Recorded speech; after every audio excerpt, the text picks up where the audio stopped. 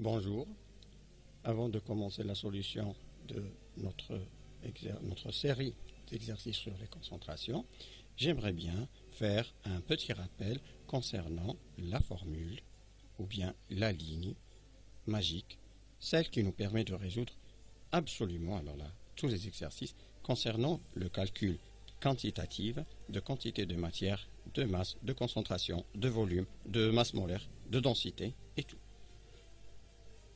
Donc, on commence par la quantité de matière, c'est grand N sur NA. Alors, c'est le nombre, grand N, c'est le nombre d'entités dans l'échantillon. NA, c'est le nombre d'Avogadro. M, c'est la masse de l'échantillon. Grand M, c'est la masse molaire de l'espèce ou bien de la matière dont il est fait notre échantillon. La masse, les masses conchandi, je peux l'avoir à partir de la masse volumique. Donc il suffit que je fasse le produit ρ fois V.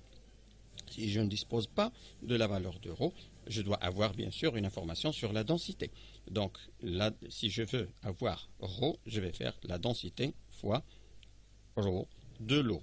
Donc, à partir de la densité, je la multiplie par la masse volumique de l'eau et je multiplie par le volume. J'aurai la masse que je vais diviser par la masse molaire pour avoir la quantité de matière. Donc il faut toujours avoir ce film dans la tête. Cette suite d'idées, on doit toujours l'avoir en tête.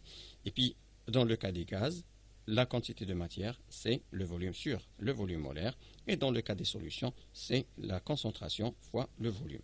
À quoi ça me sert cette écriture de cette manière? Si par exemple on me donne un volume qu'on dissout dans un certain volume de solvant, parce qu'on s'était mis d'accord que le volume du solvant est égal au volume de la solution, donc je peux calculer la concentration directement en utilisant les données. Si on me donne la masse, je peux calculer la concentration. Si on me donne la quantité de matière, je peux calculer la concentration. Comme C est égal à N sur V. Parfois, on utilise une notation entre crochets. C'est-à-dire que la notation, bien le symbole, c'est le symbole de l'espèce chimique, que ce soit ionique ou moléculaire. Oui, donc qu'on multiplie par le volume au lieu d'utiliser C. Parce que normalement C, c'est la quantité du soluté tout entier.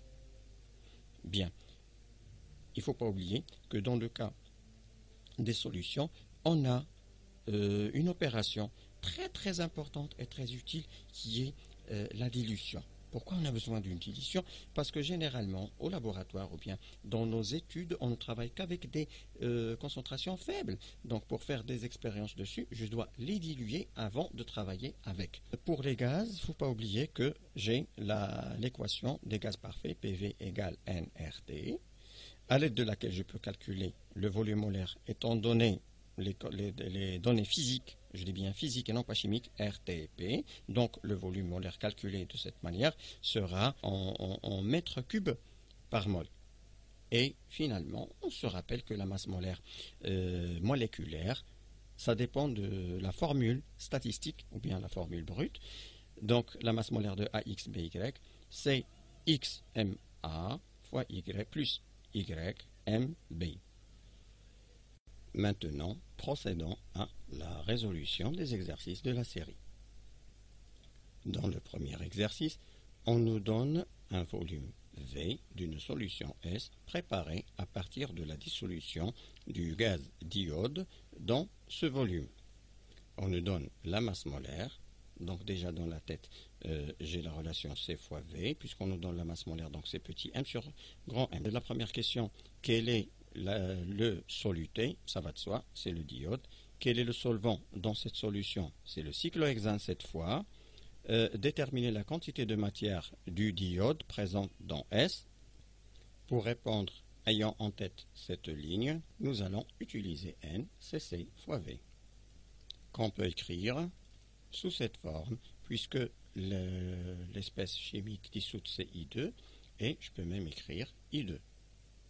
Je reviens alors à la différence entre C et l'écriture entre crochets.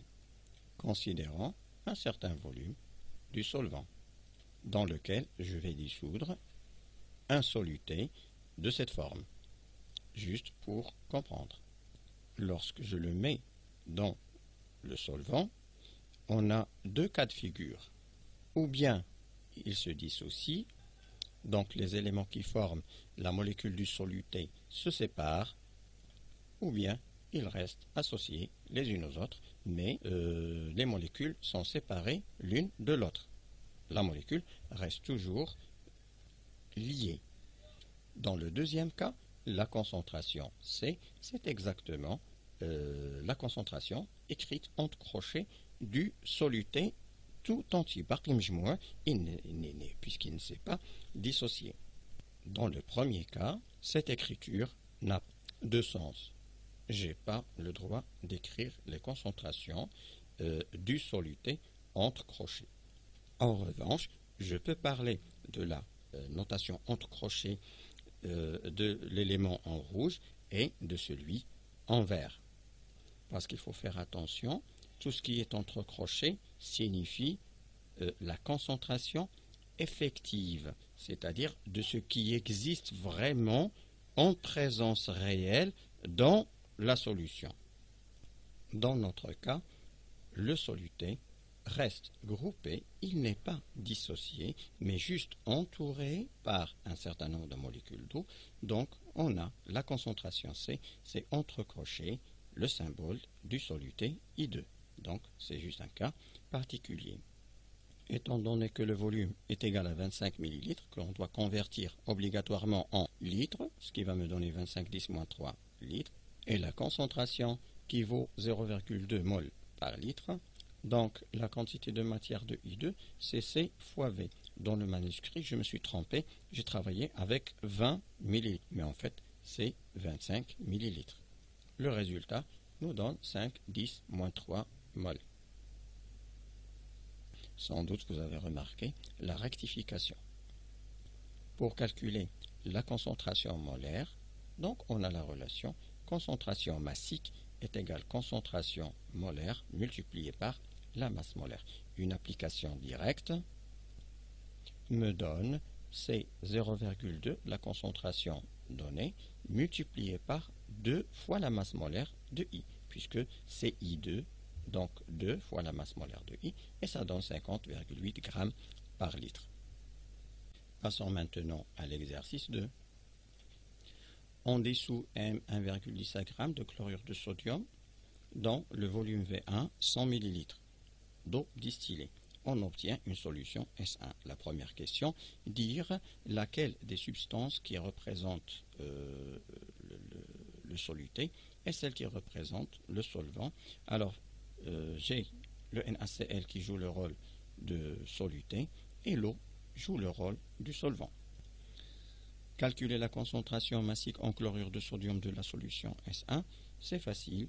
On a déjà vu que la masse molaire, la concentration, c'est la masse divisée par le volume. On nous donne la masse, mais attention, le volume doit être converti en litres. Alors, 100 ml, c'est toujours égal à 0,1 litre. D'où le résultat, 11,7 grammes par litre. Dans la troisième question, on nous demande de calculer la concentration molaire de S1. On peut s'aventurer à calculer la quantité de matière comme étant M sur grand M. Puis on divise par le volume, ça aussi c'est juste. Mais d'après le contexte de la question, on a déjà calculé Cm, donc pourquoi ne pas utiliser la formule Cm est égal Cm? Donc on en déduit que la concentration molaire, c'est la concentration massique divisée par la concentration molaire. Alors directement, le calcul nous donne 0,2 mol par litre. Avec bien sûr la masse molaire de NaCl, c'est la masse molaire du sodium, ce qui est 23,10 à la puissance, je sais pas, c'est 23 grammes par mol, et la masse molaire du chlore, c'est 35,5 grammes par mol.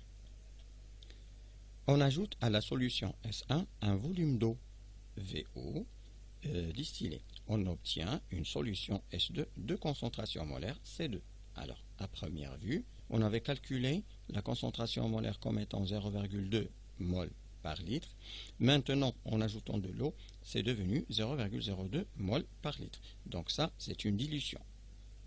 Considérons le volume V1 de la solution S1 dont la concentration est C1. Pour réaliser une dilution, on y ajoute un volume V d'eau, ce qui me donne une nouvelle solution S2 de concentration C2 et dont le volume est V2 qui n'est autre que la somme entre V1 et V de l'eau. Notre problème, c'est de calculer la valeur de VO. Ici, on détermine la formule littérale, après on détermine l'application numérique.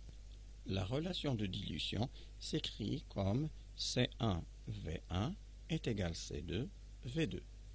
Ceci signifie que la quantité de matière du soluté présente dans le volume V1, on a modifié que le volume du solvant, on n'a pas touché à la quantité de matière, donc la quantité de matière qui se trouve finalement dans la nouvelle solution, c'est C2 V2.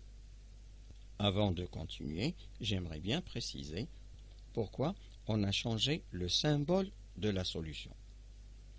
C'est clair, une solution est caractérisée par sa concentration et pratiquement le nom, c'est-à-dire solution de chlorure de sodium. Puisqu'on avait changé la concentration, donc automatiquement on doit changer le symbole. Le nom, quant à lui, ne change pas. C'est toujours une solution de chlorure de sodium, ici avec une concentration C1 et là avec une concentration C2. C'est clair maintenant, je peux remplacer V2 par V1 plus VO. Je ramène le volume V1, intro. En factorisant par V1 et en divisant par C2, eh ben, j'aurai la valeur littérale du volume d'eau ajouté. C'est juste un petit jonglage de formules. Ainsi, le volume d'eau ajouté, c'est V1 fois C1 sur C2 moins 1. Après calcul, on trouve 0,9 litres. L'autre question maintenant, c'est calculer le coefficient K de dilution. Alors c'est simple, K, comme est-ce qu'on avait dit, c'est la concentration la première concentration divisée par la deuxième, ou bien c'est le volume final divisé par le volume initial. بالعربية هي الكبيرة على الصغيرة, ça nous donne 10. On peut dire qu'on a dilué 10 fois, la solution S1 pour obtenir la solution S2. Passons maintenant à l'exercice 3. Il est formé de deux parties. Dans la première partie, on nous propose une masse M1, 6,35 g de chlorure de fer 2 dans de l'eau pour préparer une solution S1 de volume V1 100 ml. Dans le brouillon, on doit toujours noter les données relatives à la solution dont on dispose, tel le symbole, le volume et d'autres informations. Par exemple, la formule proposée me permettra de calculer la masse molaire si jamais on me donne la masse molaire de l'élément fer et celle de l'élément chlore, si en fait on ne nous a pas donné la masse grand M du chlorure de fer. De plus, au début de l'exercice, il n'y a pas d'autres informations. Je scanne vers le bas. Je trouve qu'on nous donne la masse molaire de l'élément fer et celle de l'élément chlore. De cette manière, je peux calculer la masse molaire du chlorure de fer 2 comme étant 126,8 g par mol. Et ce, sans avoir lu aucune question. Donc voilà, on fait dissoudre, etc. J'ai bien la première question. Qu'appelle-t-on la solution S1? C'est tout simplement une solution de chlorure de fer 2. Cette question peut paraître choquante, quand par exemple dans le cas de KCl, le chlorure de potassium, il possède un nom commun, c'est le calomel. Mais on ne demande que le nom ordinaire, solution de chlorure de fer 2. Calculer la concentration massique CM1 de la solution S1. C'est simple. Par définition, la concentration massique, c'est la masse divisée par le volume. Je remplace la masse par sa valeur et le volume aussi par sa valeur en litres. J'obtiens alors l'expression numérique de la concentration massique de la solution S1. Par la suite, on nous demande de calculer la quantité de matière. Je pense qu'il est clair de utiliser directement la formule magique qui me dit que la quantité de matière, c'est la masse sur la masse molaire. Donc la masse de l'échantillon, c'est 6,35 divisé par la masse molaire, qui est égale à 126,8. On vient de la calculer. Alors on trouve que la quantité de mol, c'est 5,10 à la puissance moins 2 mol. La question suivante, calculer la concentration molaire C1 de la solution S1. Alors ça va de soi, on a C1, c'est N1 sur V1, parce que dans la ligne magique on a N est égal à C fois V, donc c'est Cn sur V. Tout calcul fait, je trouve 5,10 à la puissance moins 1 mol par litre. Vous pouvez écrire 0,5 mol par litre, il n'y a pas de problème. Dans la partie 2 de l'exercice, on nous dit qu'on dispose maintenant d'une solution aqueuse S2 de chlorure de fer 2 et de concentration C2 et de volume V2. Je rapporte ces données dans mon brouillon et je convertis ce qui est à convertir. On me demande maintenant de calculer la quantité de matière N2 du soluté dissous dans le cas de la solution S2. Je retourne immédiatement à mon brouillon. Je trouve que j'ai une solution. On me donne la concentration et on me donne le volume. Sachant que la quantité de matière N2 est égale à C2V2, ceci implique que N2 c'est 0,25 multiplié par 0,2, ce qui implique que N2 est égal à 5,10 à la puissance moins 2 mol. Maintenant, calculer la quantité de matière totale N de soluté qu'on aurait dissous dans l'eau pour avoir la solution S, c'est-à-dire pour avoir le mélange obtenu. Pour répondre, on doit se rappeler de la quantité de matière qu'on avait déjà calculée auparavant et qui concerne la solution N1, c'était 5,10 moins 2 mol. Et on vient de trouver que la quantité de matière présente dans la solution S2, présente dans le volume V2 de la solution S2, est 5,10 moins 2 mol par litre. En mélangeant les deux volumes, la somme des quantités de matière sera la quantité de matière du soluté totalement présente dans le mélange. On trouve que la quantité de matière totale, c'est 0,1 mol. Avant de continuer, j'aimerais bien discuter un petit problème. C'est le suivant. Est-ce que le mélange de deux solutions est toujours une solution? Bien sûr que non, sauf s'il s'agissait du même soluté. Discutons un petit peu le sujet. Considérons une solution S1 de chlorure de sodium et une autre solution S2 d'hydroxyde de potassium. Que va-t-on faire? On les mélange. Alors, si la solution S1, du chlorure de sodium, est appelée S1, si l'hydroxyde de potassium c'est S2, alors là c'est juste un mélange, ce n'est pas une solution. Sinon, je vous demande, quel est le soluté? Quel est le soluté? Bon, on aurait pu imaginer que au début j'avais ce volume juste d'ILKOH, puis on y dissout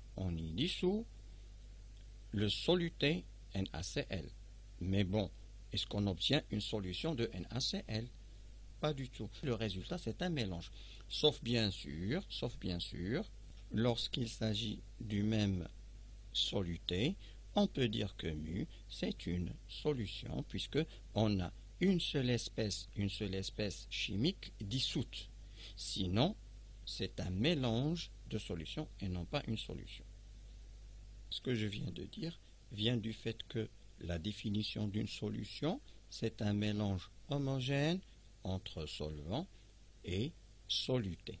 Une seule espèce chimique dissoute dans une seule espèce chimique qui joue le rôle de solvant.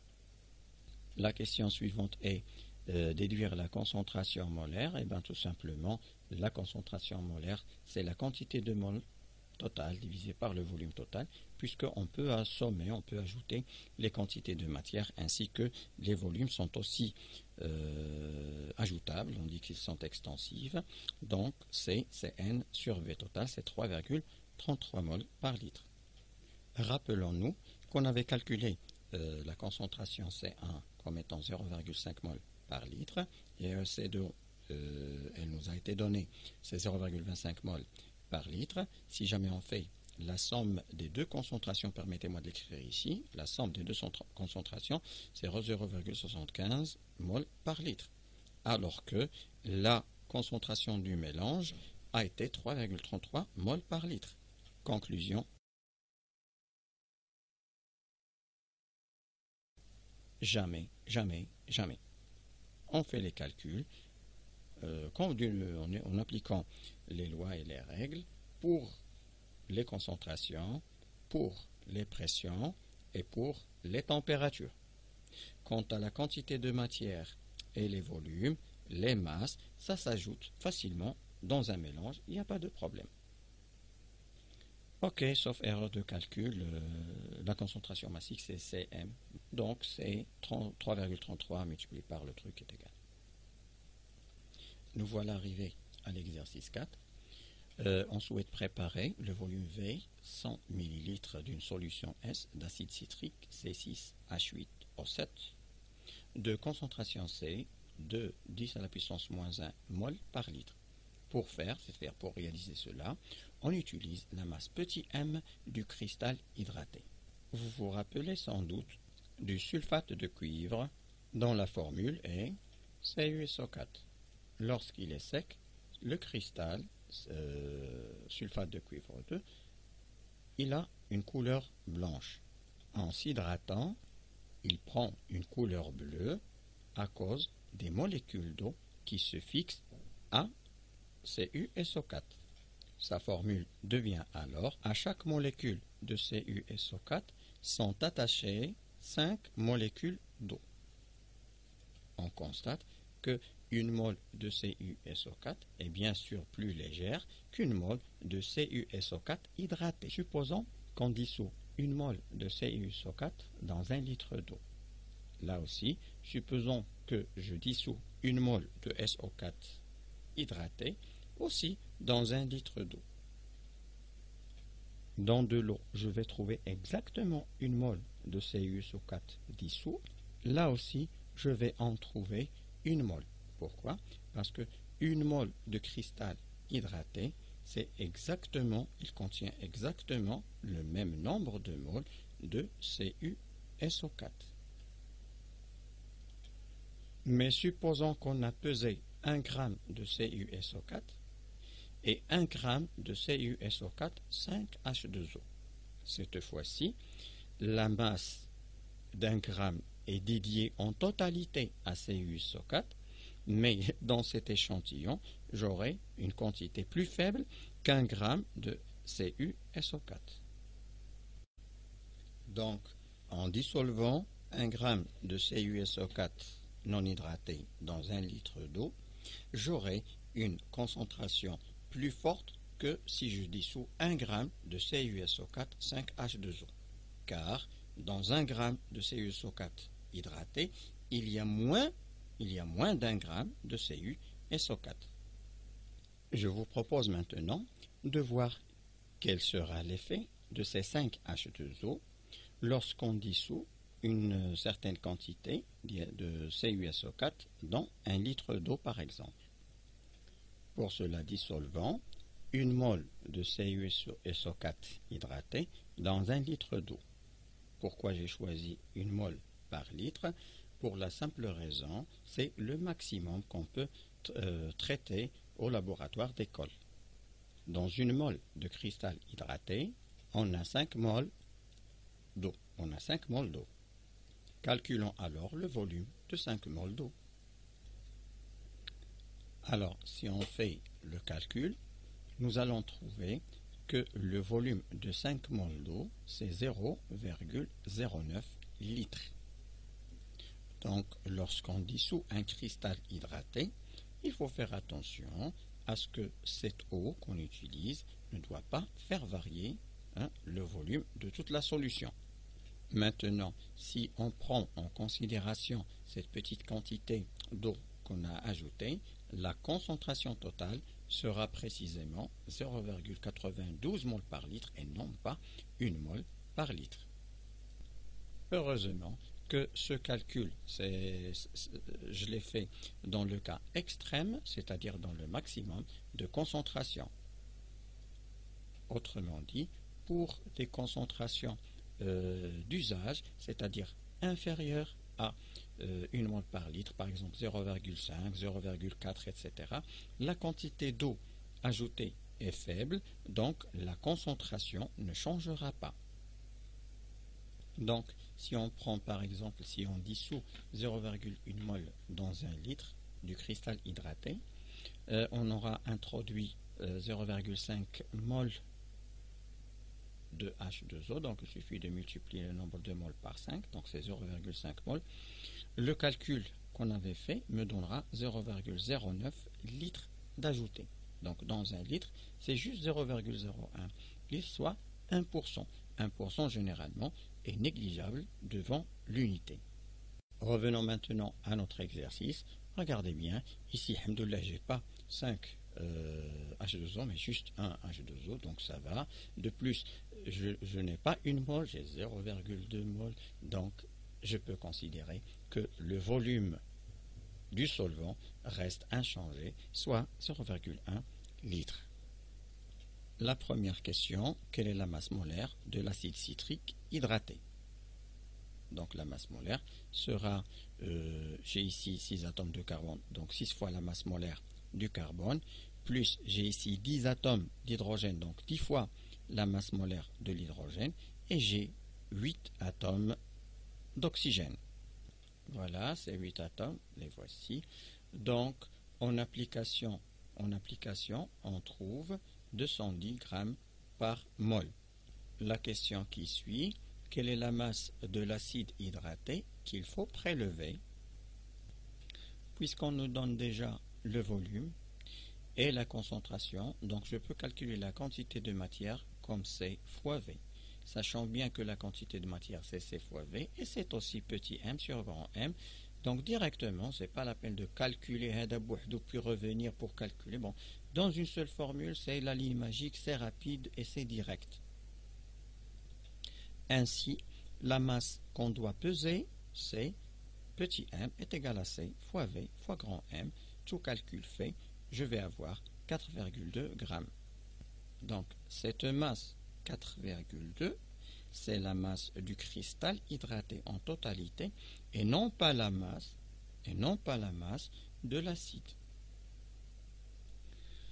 On verse dans une fiole jaugée de type 100 ml le volume V de la solution précédente, puis on complète par de l'eau distillée jusqu'à la jauge. La solution obtenue a pour concentration C2. Bon. Voici généralement le schéma d'une fiole jaugée type 100 ml. Alors, sur la bouteille, sur la fiole, on trouve ce qu'on appelle le trait de jauge, c'est-à-dire le trait de limite, qui dit que lorsque le ménisque arrive à ce niveau, alors on a 100 ml. Pour compléter le volume jusqu'à le trait de jauge, eh ben, on utilise ce qu'on appelle la piscette, d'accord, elle est en plastique déformable, on presse dessus pour qu'elle puisse verser de l'eau dans la fiole. On obtient finalement notre 100 ml de solution diluée. On nous demande de déterminer la valeur du volume d'eau VO ajouté. Rien de plus simple.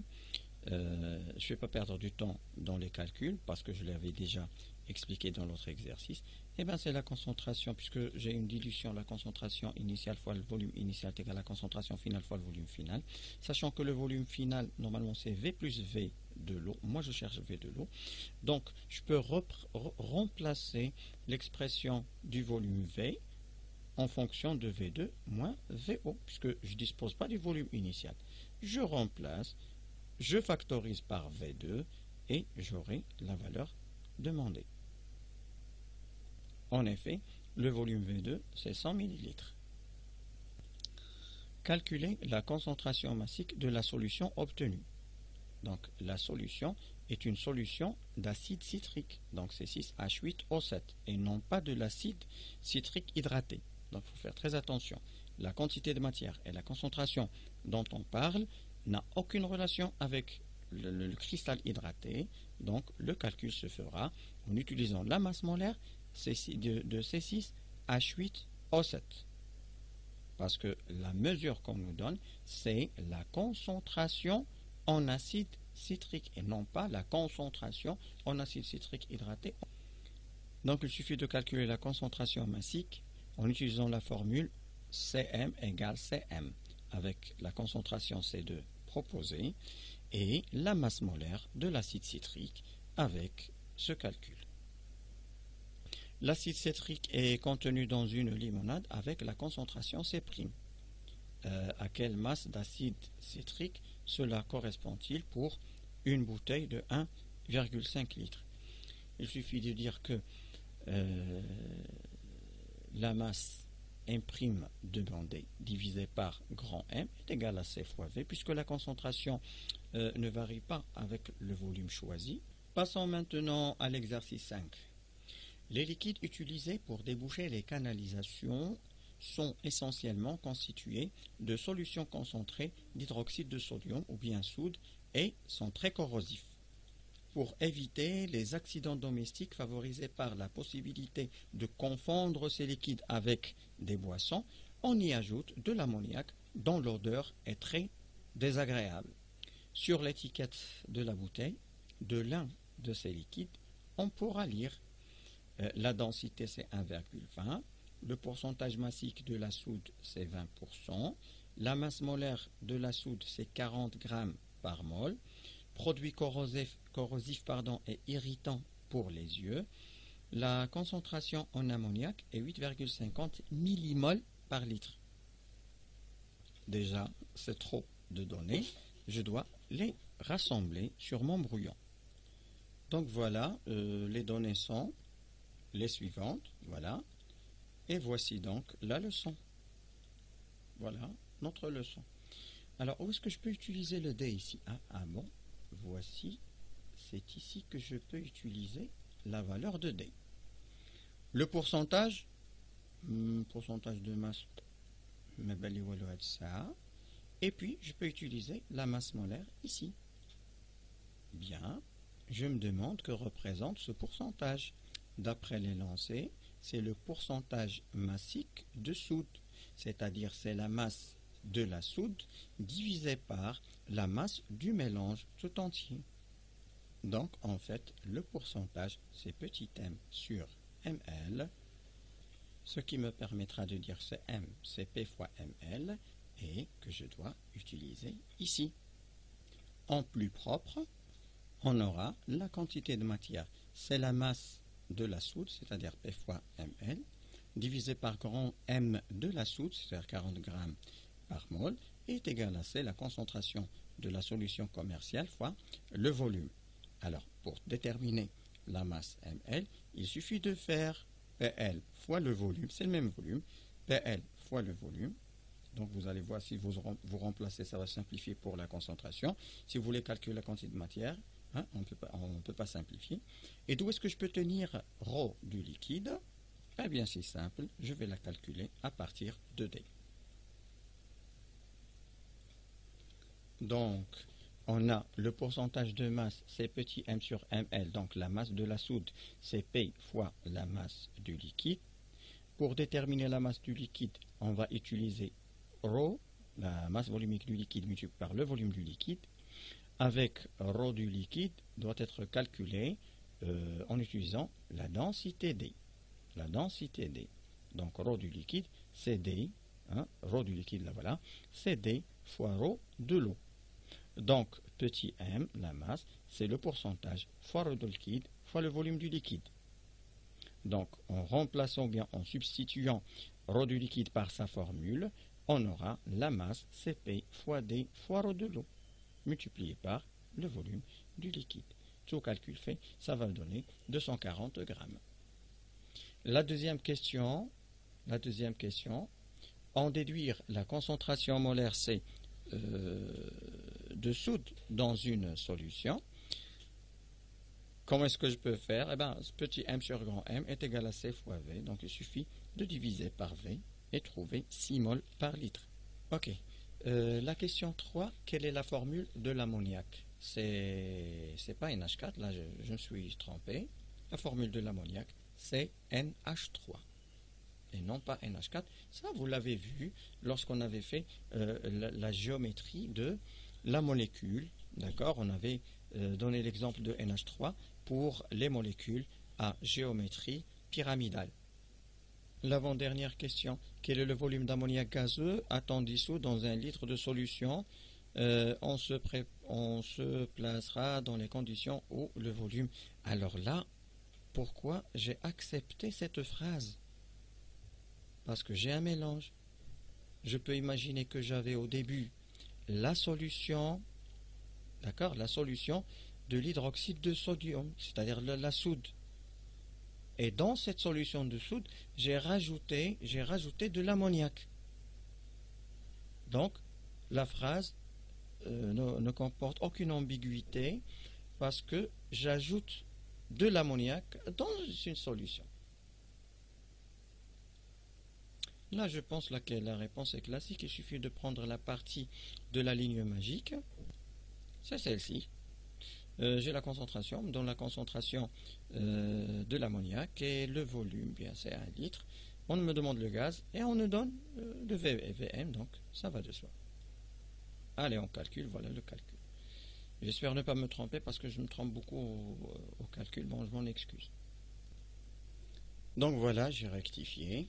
Le volume du gaz, c'est C fois VL fois VM, avec la concentration, c'est 8,5, 10 à la puissance moins 3. Donc, parce que elle est donnée, il a été donné, en quoi? En millimol.